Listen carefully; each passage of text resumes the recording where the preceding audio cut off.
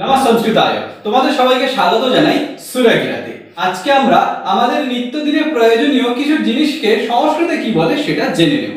তার আগে তোমরা কিন্তু অবশ্যই চ্যানেলটিকে সাবস্ক্রাইব করতে ভুলো না, বেল আইকন প্রেস করে দিও এবং সমস্ত বন্ধুদের সঙ্গে শেয়ার করে নিও। তো আজকের ভিডিও শুরু করা যাক।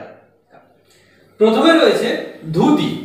ধুতিকে সংস্কৃতে বলা হয় ধৌত বস্ত্রম।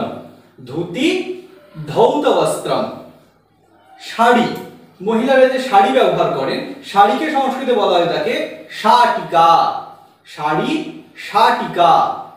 মহিলাদের ব্লাউজ, ব্লাউজকে সংস্কৃতে বলা হয় কাঞ্চুলিকা। ব্লাউজ কাঞ্চুলিকা।